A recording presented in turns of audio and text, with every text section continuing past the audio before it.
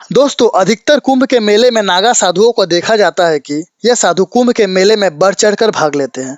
दोस्तों देखने में हमें नागा साधु और अघोरी बाबा एक ही जैसे लगते हैं, लेकिन दोस्तों वास्तव में ऐसा नहीं होता है। दोस्तों ऐसे में क्या आप जानते हैं कि नागा साधु और अघोरी साधु में क्या अंतर है, या फिर वे क्या खाते हैं, या फिर दोस्तों वे कहाँ रहते हैं, या उनकी तपस्या कैसी होती है, या फिर दोस्तों वे किसकी आराधना करते हैं। दोस्तों आज ये सभी दिलचस्प बातें इस वीडियो में शेयर करने वाले हैं।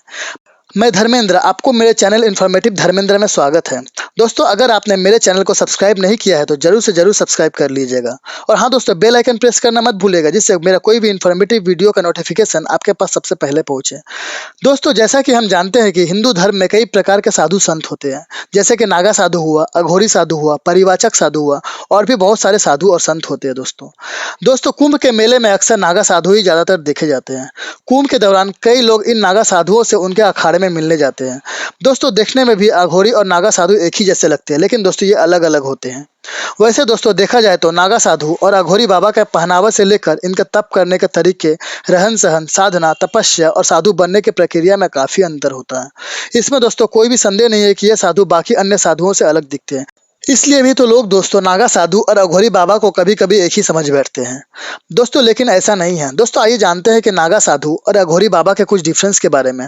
दोस्तों पहली डिफरेंस की बात करें तो नागा साधु और अघोरी बाबा को काफी कठिन परीक्षाओं से गुजरना पड़ता है।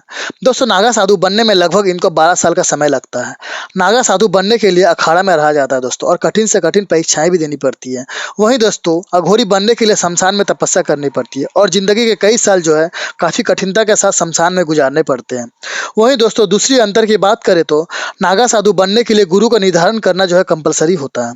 गुरु जो होते हैं वे अखाड़े का प्रमुख या फिर कोई भी बड़ा विद्वान हो सकता है। गुरु की दीक्षा और शिक्षा में ही दोस्तों नागा साधु बनने की प्रक्रिया पूरी हो सकती है।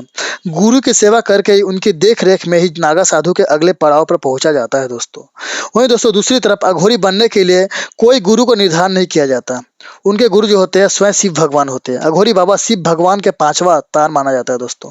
अघोरी जो होते हैं वो शमशान में मुर्दे के पास बैठकर तपस्या करते हैं, और ऐसा कहा जाता है कि उनको दैवीय शक्तियों की प्राप्ति भी वहीं से होती है। वहीं दोस्तों तीसरी डिफेंस की बात करें तो नागा साधु और अघोरी बाबा दोनों ही मांसाहारी होते हैं। वैसे तो दोस्तों कुछ नागा बाबा जो होते हैं वह शाकाहारी भी होते हैं।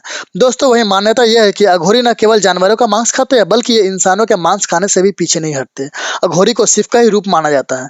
वहीं दोस्तों चौथी अंतर की बात की जाए तो नागा साधु जो होते हैं वह बिना कपड़ों के रहते हैं। वहीं दोस्तों अघोरी साधु जानवरों की खाल से अपना शरीर का निचला हिस्सा ढकते हैं।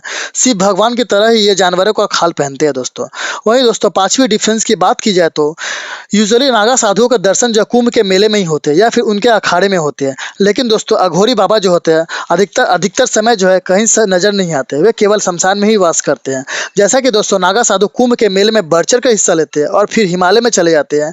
ऐसा कहा जाता है कि नागा साधु के दर्शन करने के बाद अघोरी बाबा के दर्शन करना भगवान शिव के दर्शन करने के बराबर है दोस्तों और एक महत्वपूर्ण बात, अघोरी जो होते हैं वह शमशान में 3 तरीके से साधना करते हैं। पहला जो हुआ शमशान साधना, दूसरा हुआ शव साधना, वहीं तीसरा जो हुआ शिव साधना। इसी पंथ को दोस्तों अघोर पंथ भी कहा जाता है। वहीं दोस्तों छठी डिफरेंस की बात करें तो नागा साधु और अघोरी बाबा की तपस्या जितनी कठिन होती है उतना ही उनके पास काफी अद्भुत शक्तियां भी होती है। नागा साधु मनुष्यों को भगवान की विशेष कृपा के बारे में बताते हैं।